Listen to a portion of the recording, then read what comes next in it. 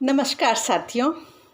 7 दिन 7 मध्यकालीन कवियों में से 5वें दिन की श्रृंखला में आज मैं लेना चाहती हूँ रहीम जी को। अब्दुल रहीम खाने खामा या सिर्फ रहीम एक मध्यकालीन कवि, सेनापति, प्रशासक, आश्रयदाता, दानवीर, कूटनीतिक, बहुभाषीविद, कला प्रेमी एवं विद्वान थे। वे भारतीय सांस्कृतिक संस्कृति के अनन्य आराधक तथा सभी संप्रदायों के प्रति समादर भाव से सत्यनिष्ठा साधक थे। उनका व्यक्तित्व बहुमुखी प्रतिभा से संपन्न था। वे एक ही साथ कलम और तलवार के धनी थे और मानव प्रेम के सूत्रधार थे। जन्म से एक मुसलमान होते हुए भी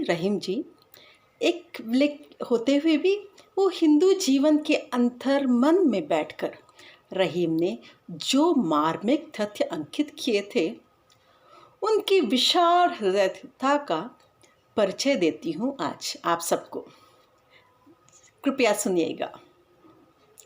हिंदू देवी देवताओं, पर्वों, धार्मिक मान्यताओं और परंपराओं का जहाँ भी आपके द्वारा उल्लेख किया गया है, पूरी जानकारी एवं ईमानदारी के साथ किया गया है।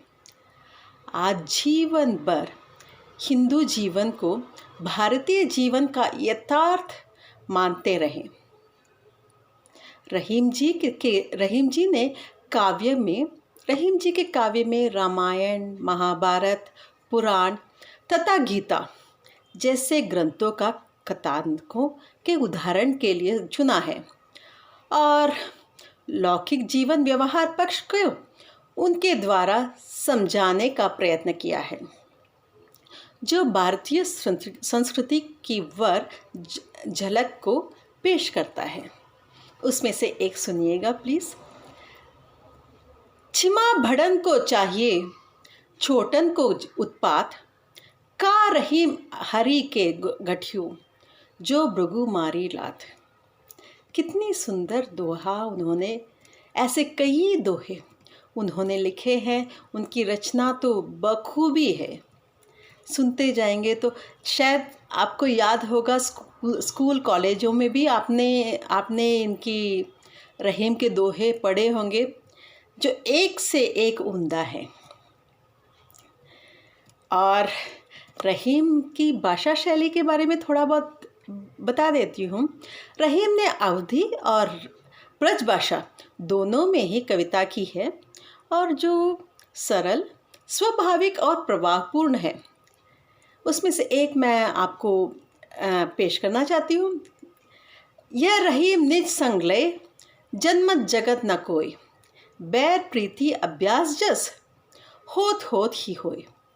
उनके काव्य में श्रृंगार की कमी नहीं है, शांत और हास्य रस भी मिलते हैं। उन्होंने दोहा, सोरठा, बैरवे, कवित और सैरियों उनके प्रिय छंद है। रहीम दास जी की भाषा अत्यंत सरल है। उनके काव्य में भक्ति, नीति, प्रेम और श्रृंगार का सुंदर समावेश मिलता है। इन्होंने सोरठा एवं छंदों का जो प्रयोग करते हैं, उनकी काव्य रचना में बहुत ही प्रमुख है। इन्होंने ब्रजभाषा में अधिक रचनाएं की हैं और ब्रज के रूप में अत्यंत व्यवहारिक, स्पष्ट एवं सरल है। इनके तद्भव शब्दों का अधिक प्रयोग इन्होंने किया है। ब्रज भाषा के अतिरिक्त आपने कई अन्य भाषाओं का भी प्रयोग किया है।